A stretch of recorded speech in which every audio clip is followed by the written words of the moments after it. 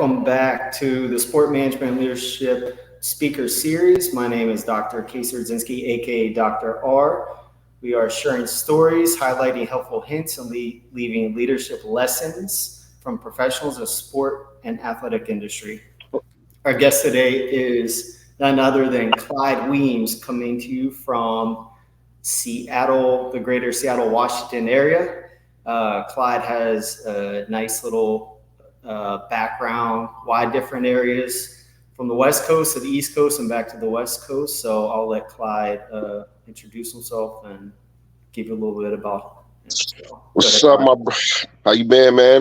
Like I said, Casey said, I'm Dr. R said, I'm Clyde Weems. I have a ton of nicknames. Some people call me Worldwide Weems. Some people call me Sidney Dean on the basketball court. I was born in Akron, Ohio, raised in Richmond, California. Lived in Harlem, New York for over 16, 17 years, working with youth, at-risk youth, teaching and coaching basketball and also drug prevention and conflict resolution. And now for the past 3 years, I have lived in Seattle, Washington, working with the police department. In between there, I had stints as a professional basketball player over in Europe and in the semi-pros in the States. And through those ventures is how I met Dr. R and a lot of great people, and happy to be here. Cool. Thanks, Clyde. So we met in New York and kind of bringing it back to like not just the basketball circuit, but like working with the next generation, right? So you've done a lot of different things for a lot of different people. So, in this space of like the business of sports, right? Which, that's a lot of things to a lot of people depending on where you're at. So talk a little bit about, some of the opportunities you presented to like the youth and even adults in your position during your time in New York, and like, what that look like? Okay, that's a great segue. For me, it goes back to being a young man. When I was playing basketball, before I played basketball, I was in the streets and running around just trying to figure out what was going to be my next move. I had one foot in the streets and one foot trying to figure out the right path. And I had great mentorship. And that mentorship was Coach Ken Carter from Richmond High, from the Fame movie. And the one thing about Coach Carter that he taught me was that that you're a business, and that that you can be a professional in many different ways. The film that Samuel Jackson depicted him didn't really go into how great of a businessman Coach Carter was. Right, he had barbershops, he had hair salons, he had a athletic store. And he also had various businesses, whether it was selling pagers or cell phones and things of that nature. And also, he, had a speaking engagements, and he would take me on those engagements and expose me to so many different things. And when I got to college and I finished school, I started working with at-risk youth, and it just became a real passion of myself. And through those experiences, the kids always loved to hear about, you playing sports, or when I was in college, the guys would come down and watch me play. And that was just a way to open the door up to get a conversation going on. And what I tried to do was take those opportunities that I was going through in college, whether it was chasing a professional basketball dream or working at the Black Sports Agents Association. I became exposed to a lot of different various businesses. And also what I found was the young people that I was mentoring, they were more fascinated within the journey because they had those dreams, right? Everybody's not going to play professional basketball. So fast forward that, I had the experience to go over in Europe. So every athlete or basketball player wants to hear about that and wants to know that type of story. But when you get a certain age, it might not be your cup of tea, right? It may not be the thing that you're going to develop all that money. Like I tell people all the time, my experience on the court was like having a record deal, right? Like there's some people that are local celebrities, right? And have songs on the radio. And there's people like Drake who are worldwide and making millions of dollars. That's not necessarily everybody's journey. So what I wanted to do was to teach the young people that I mentored or who I had a relationship with, or even my guys who I played ball with, that you don't stop being a professional because you play basketball. And then working in urban neighborhoods, man, we're fighting drugs, we're fighting alcohol, we're fighting gang violence. I just wanted to do anything I personally could do to deter that. Uh, you know, idle time is bad time. So we created programming at my job where young men would come in and they would sit in a circle and we would discuss their weeks, their days, and what they're going through. And then we would have different curriculums. And then from there, if they achieved their goals, whether it was academic, whether it was social, whether it was emotional, then we would play basketball. Then I started to notice that the basketball piece of it was a real hook, especially with the young men and the young ladies that would come through, and they weren't opportunities. So I sat down and created a combine showcase type environment where I would invite all the college coaches down in the local area, whether they were Division twos, whether they were Division threes, or whether they were junior colleges, and come watch our young people play. But not only that, we would collect their grades, and help them apply to colleges. And a lot of kids didn't even know there were a lot of schools. Like there's one school I had two young men go to up in Pennsylvania, Lycoming University, which is a tier 1 academic school on par with Harvard and Yale, but they have a better athletic program. So two of my guys went down there and playing for a great Coach Ravenport, before he moved on to Western Connecticut. And he took these two young men overseas, and they had opportunities to play with like real big time Division 1 basketball. And then they had the chance to get tutelage and work with the legendary basketball coach, Allen Iverson's coach, Larry Brown, and they had great experiences. And I just didn't want it to stop there, man. I mean, when I met you, you were a writer. I wanted to teach kids that you had these opportunities to express your feeling and your perspective, and no one could do it like you, right? I mean, kids are the youth. I mean, the youth are the voice of the culture today. Whether we're talking the music industry or sports industry, they had the opportunity to tell their story like no other. So we had kids getting internships with brand Jordan and Nike because they were telling a great story about why kids rock these shoes, or what makes this shoe better than the next shoe. And then also we had kids who had great personalities, man. I mean, I believe in cultivating the next Stephen A. Smith and Shannon Sharp,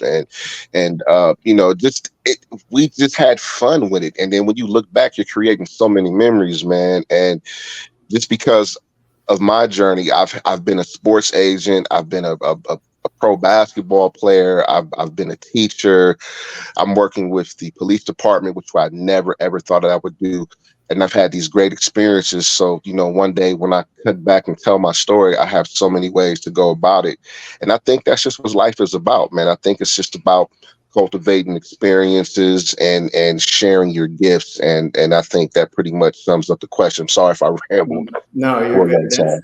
No, you hit two really good points I want to bring up again, just so everyone catches it. Mentorship is being the one, whether it's a coach, teacher, someone in the community. So, like, the value of having not just one mentor in your life, but like mentors, right, in all aspects along the journey. And then the second thing you hit on too is storytelling, which, there's a good book out there, The Art of Storytelling.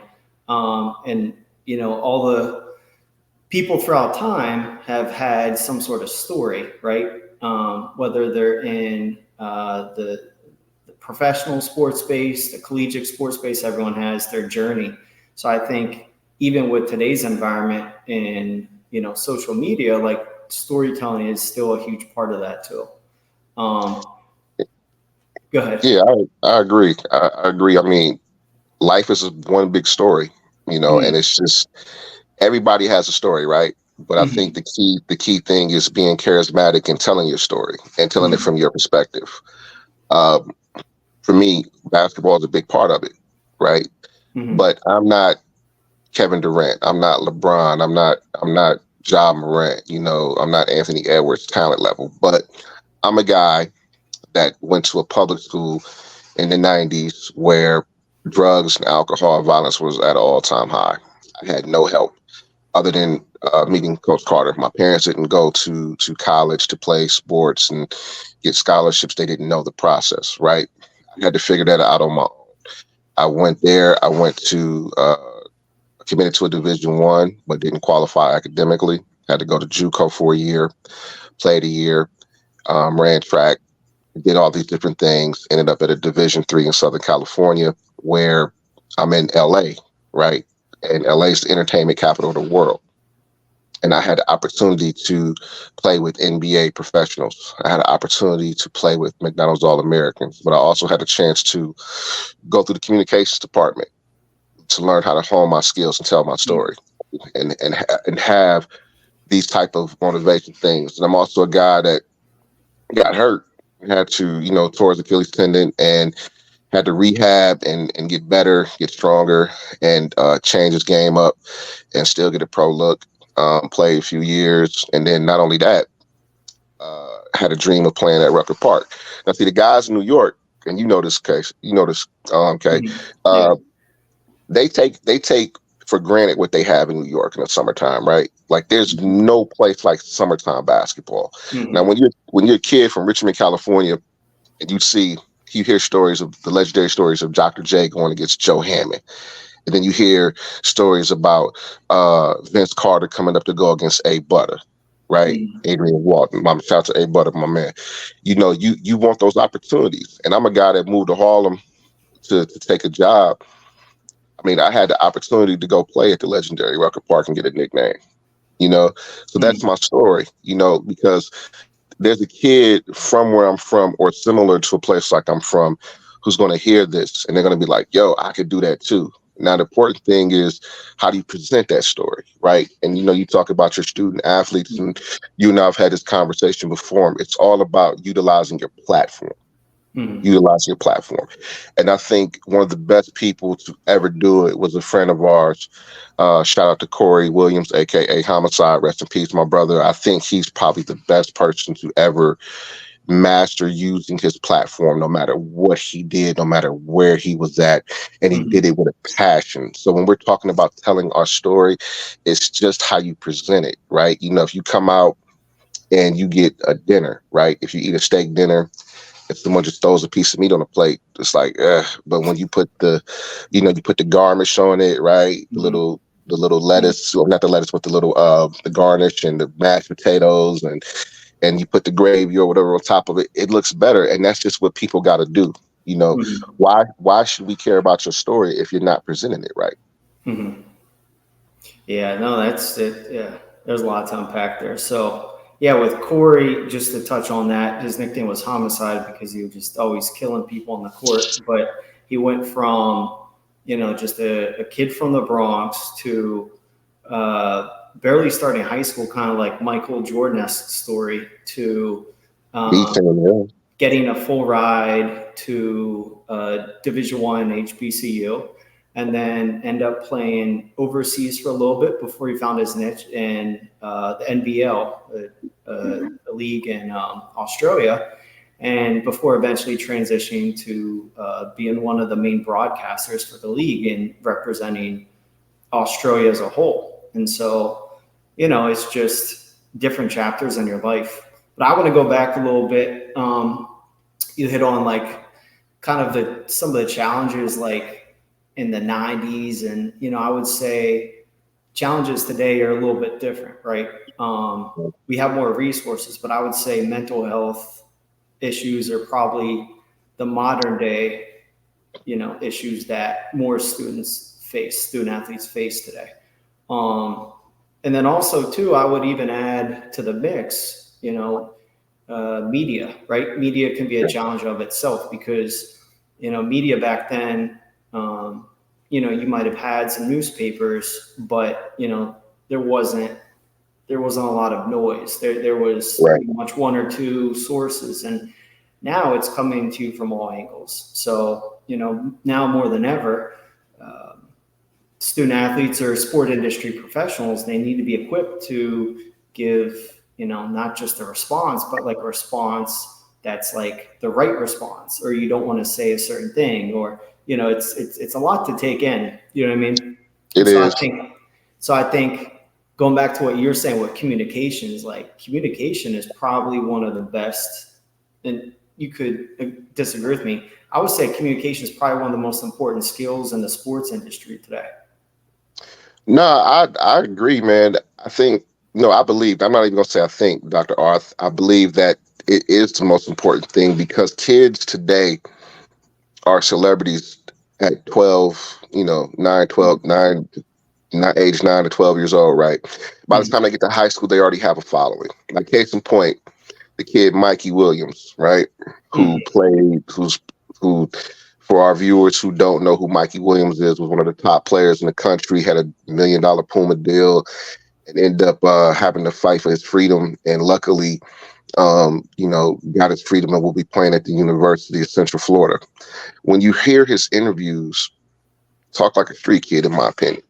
$1 million, and it's like that's not how you want to communicate or sell your brand. Versus a young man who's charismatic. I think the best case scenario would probably be like a CJ McCollum who played at a small school, and you hear the way he talks and the way he does things. I think that's better, and I want our young people to understand that. I believe now. I don't want nobody to see your podcast and be like, oh, Clyde said this is the only way. Nah, I just believe that if you communicate better, you'll have more opportunities, right? I'm a firm believer in looking someone in the eye. I'm a firm believer in a strong handshake. I'm a firm believer in articulating yourself and being able to speak without saying, you know what I'm saying? You know what I mean?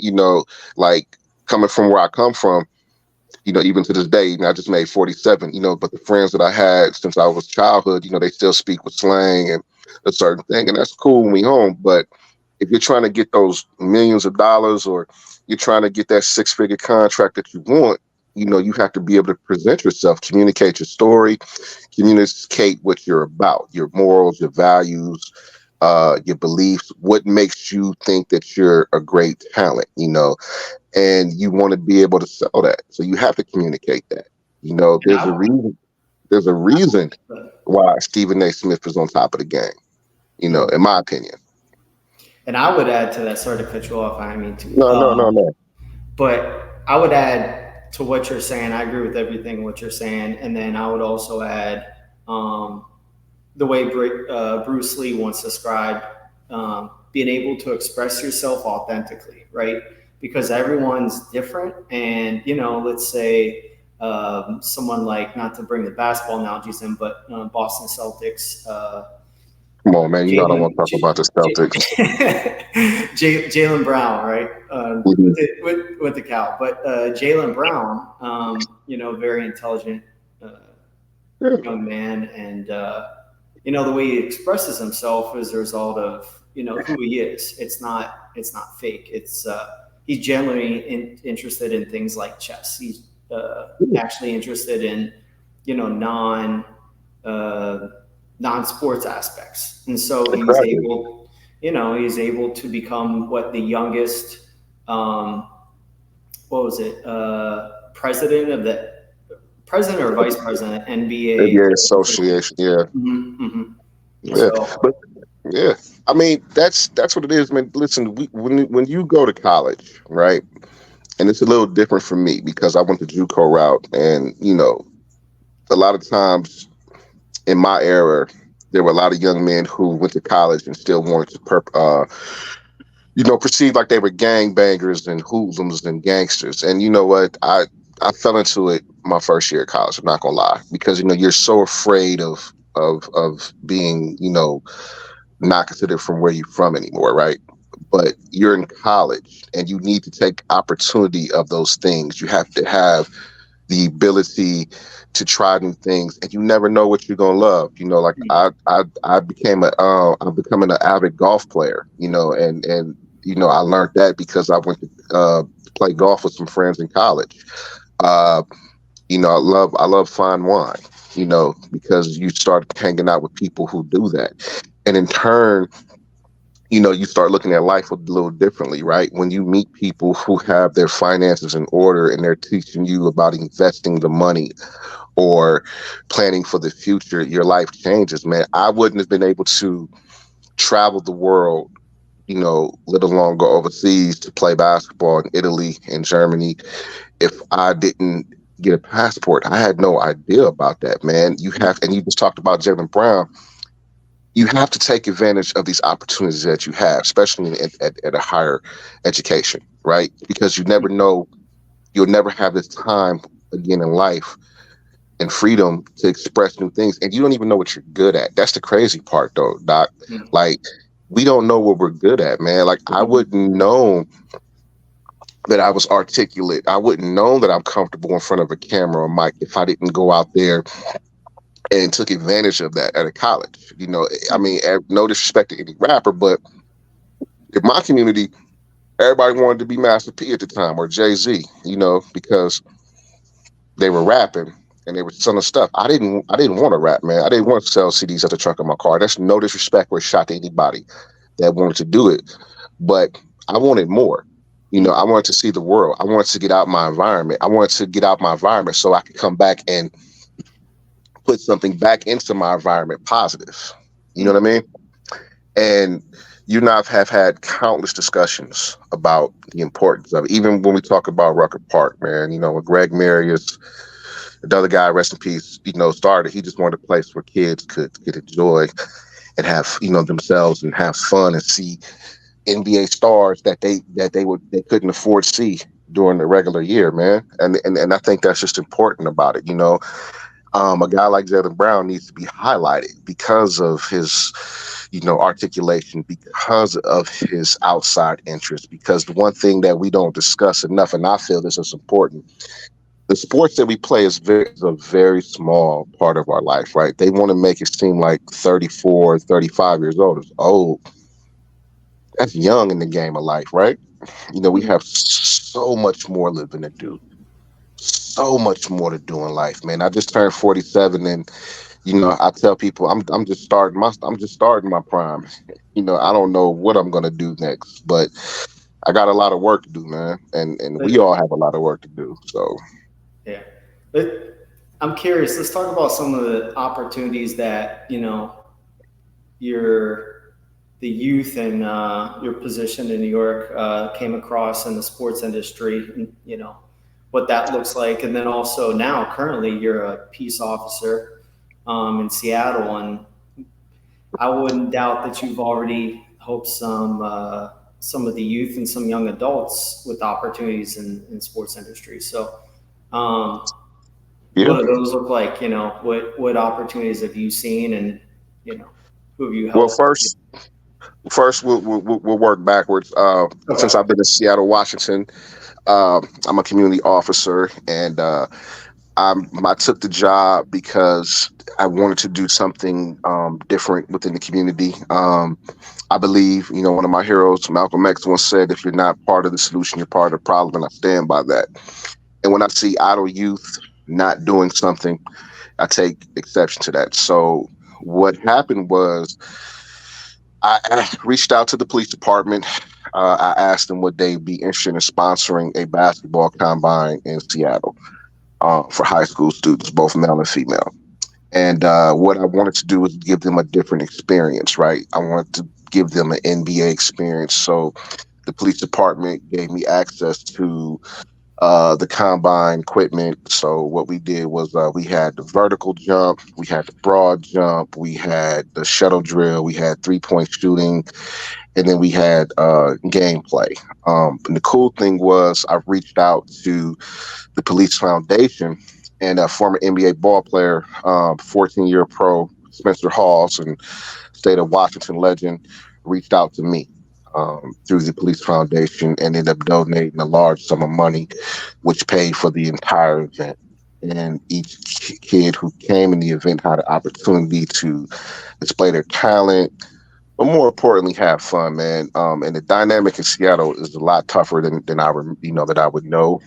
There is like a lot of territory, a lot of gang things going on, a lot of territorial. Like you from the north, I'm from the south, and they were worried about that. But these kids came together. They performed. They had amazing fun, and they were able to sell themselves to some local colleges. A couple of young men have already committed to schools through that event.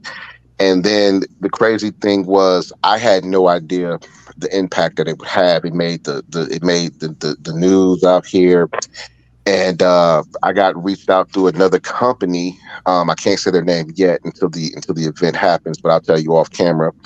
And they wanted me to do another combine, and I was like, "Well, man, it takes a lot of time to do a combine like this." And they were like, "Well, if you can do this, we're going to give you a special donation." So once I heard what the donation was, I got off my behind, man, and made it happen. So in next month, July 20th, we're having a football combine, similar things, and we're also going to allow the young ladies to participate in drills and push track, and we're pushing football because flag football is huge now in the Mhm. space, and we're doing the football combine on July 20th, and I've already got commitment from like 8 schools out of state to come down and watch these young people participate. And, I ran into a couple of young people who don't play football. I said, well, why don't you come volunteer and work out for me? I'm going to teach you how to do this. I'm going to teach you how to do that. So in case anything happens to me, you can take on the initiative and work this out. I actually got in contact with Sean Kemp's ex-wife, Miss Marvina Kemp, and she's going to throw some support my way as well. She's well known in the Seattle, Washington area.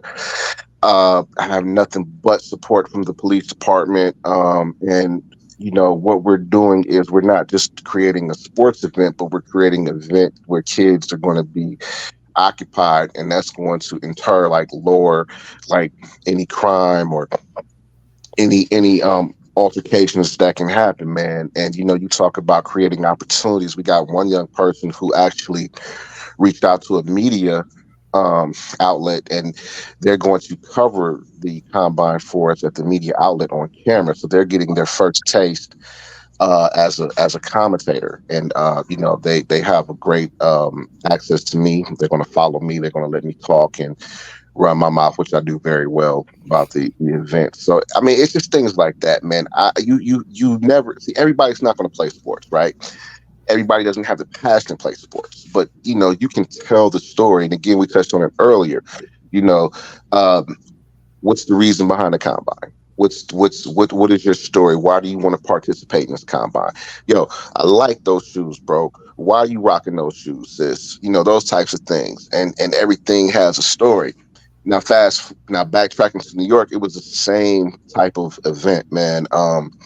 I remember I was coaching, and in New York, I was coaching AAU team when a gentleman approached me to coach in the ABA, and it was a side gig, and I kind of wanted to get into the pro basketball space from not a player's point, but maybe a coach or a scout or an agent's point of view. So I reached out to a sports agency, Mogul Sports, and we put on a major game. It was the ABA in NYC Internationals versus Mogul Sports.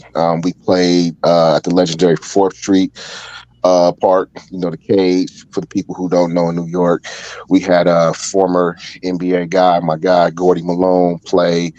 And we also had some, professional guys who were from overseas playing against some of the local New York legends in order to get a pro job. And funny story was, some guys had other games, and a couple guys got hurt. So I ended up playing in this game, even at the age of 34, 35. And, I had like a double double because I was just throwing the ball to Gordy Malone, who made my job so easy. All I do is, he could work it out. Uh, but like things like that, and I got approached by a sports agent from Mogul Sports. He asked me, what was what was the concept behind this and what was my vision. He liked what I did, so we partnered, and we tried to get some other guys some looks overseas. Shout out to my guy Shabi. He got a look to go overseas. Three of my other guys that we work with, they got looks overseas, so I got a chance to be an agent and try to negotiate some things from them from that perspective. And it was just fun, man. You have to take advantage. Like, I knew my basketball days were over, man, like far as playing at that level, but you can still go out and have fun. And if I was probably a master of social media at that time, I probably would have blogged that or documented that whole process. But you can't go backwards. And those are some of the types of things that we did. Now, some guys who I know are actually interested in the age of business because they did it. They heard it through me, and this is pre Rich Paul, before Rich Paul became the greatest sports agent in the game history. But you want to promote those types of things, man. I mean, how many when you look at, people always talk about the ratio of black coaches in any sport, right?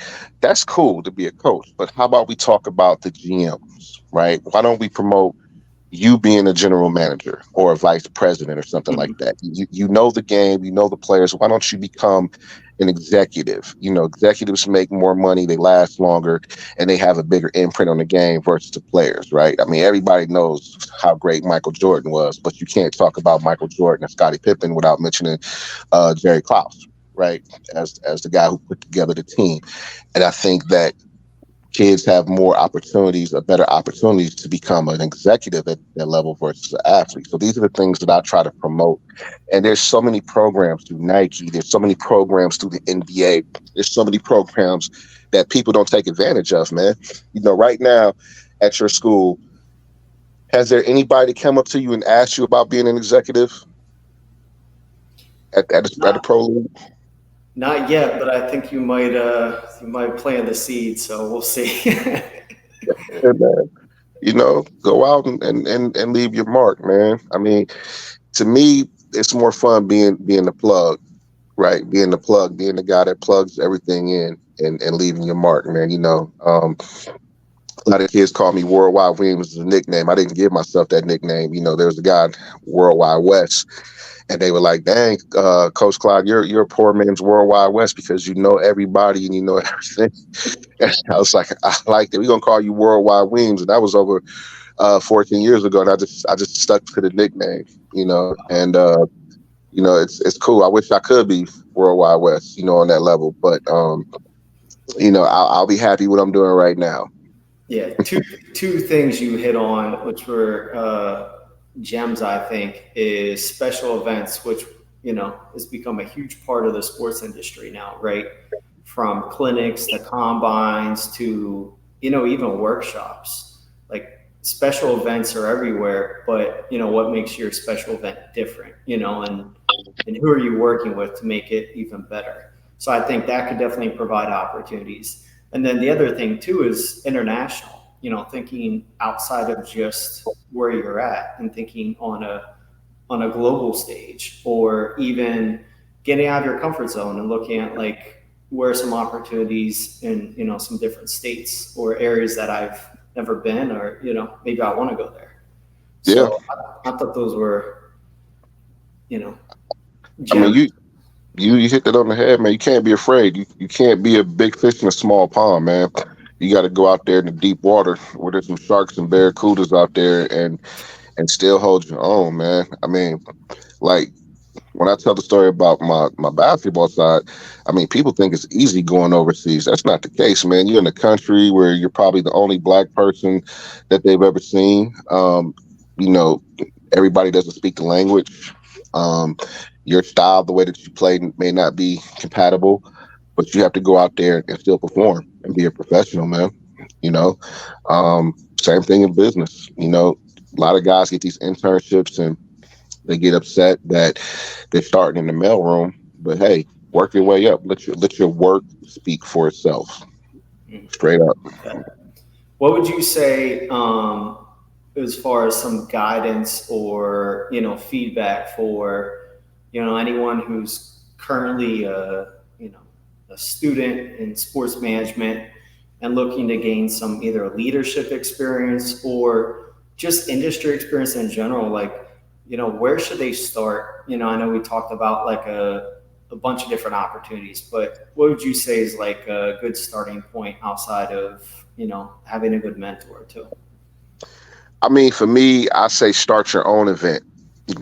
That's the key. I think if you have something to work with, then you can have something to present to a mentor or to a company, right?